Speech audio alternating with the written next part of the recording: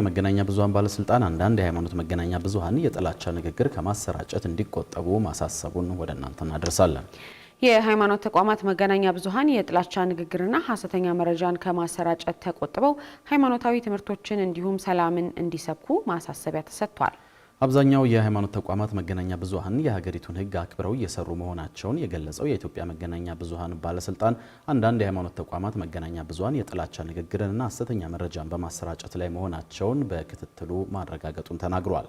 ባለስልጣኑ ይህን የተናገረው በአንዳንድ የሃይማኖት ተቋማት መገናኛ ብዙሃን ላይ የሚስተዋለውን ስህተት ለማረም ከኢትዮጵያ የሃይማኖት ተቋማት ጉባኤ ጋር በጋራ ለመስራት የሚያስችለውን የመግባቢያ ስምምነት ባካሄደበት መድረክ ላይ ነው። መድረኩን የተከታተለው ፍስሐ ደሳለኝ ተጨማሪ ዝርዝር አለው።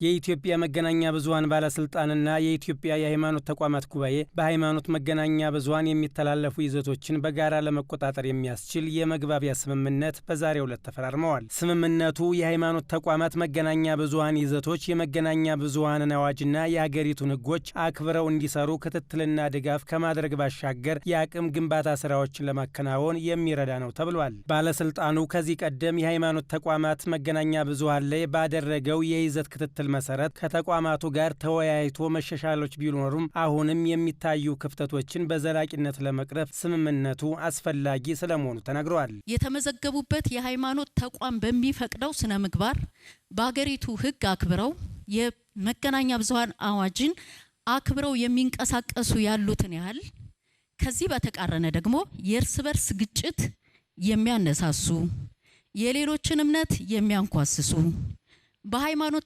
ተከታዮች መካከል አለመቻቻል እንዲነግስ የሚያደርጉ ሃይማኖታዊ እሴቶችን የሚሸረሽሩ የማህበረሰቡን ባህልና እሴት የማይወክሉ ይዘት ያላቸውን የሚያሰራጩ ደግሞ አጋጥመውናል ማለት ነው።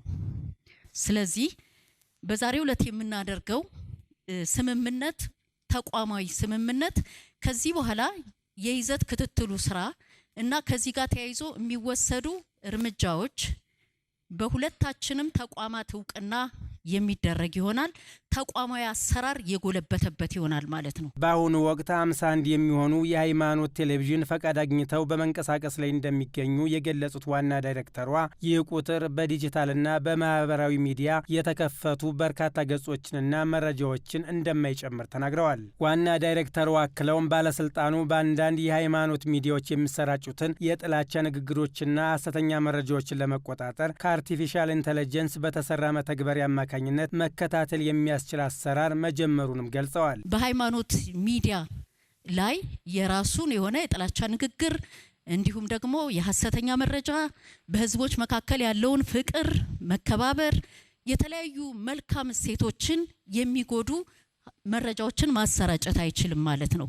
ምክንያቱም ከአርቲፊሻል ኢንተለጀንስ ጋር በተዘረጋው አፕሊኬሽን አማካይነት ዜጎች ከዚህ በኋላ በሞባይሎቻቸው በዴስክቶፕ በላፕቶፖቻቸው ስክሪንሾት እያረጉ ሊንክ እያያዙ ወደ ባለስልጣኑ የሚጠቁሙበት ስርዓት ተዘርግቷል። ባለስልጣኑ ለሃይማኖት ተቋማት መገናኛ ብዙሃን የይዘት ክትትል የቴክኒክና መሰል ድጋፎችን እንዲሁም የአቅም ግንባታ ስልጠናዎችን እንደሚያመቻች የገለጹት ዋና ዳይሬክተሯ መገናኛ ብዙሃኑ እርስ በርስ የሚተራረሙበትና የሚደጋግፉበት የራሳቸውን ምክር ቤት ማቋቋም ይኖርባቸዋል ነው ያሉት። የኢትዮጵያ የሃይማኖት ተቋማት ጉባኤ ጠቅላይ ጸሐፊ ሊቀ ትጉሃን ቀሲስ ታጋይ ታደለ በበኩላቸው ጉባኤው በተለይም ከሰላም ግንባታ እንዲሁም በዜጎች መካከል ያለውን መልካም ግንኙነት ከማጠናከርና ግጭት ከመከላከልና ከመፍታት አኳያ በርካታ ስራዎች መስራቱን ገልጸዋል። በቀጣይም የሃይማኖቶች እኩልነትና መከባበር ይበልጥ እንዲጎለብት የሃይማኖት ተቋማት መገናኛ ብዙሃን የአብሮነት እሴቶችን የሚያጎለብቱ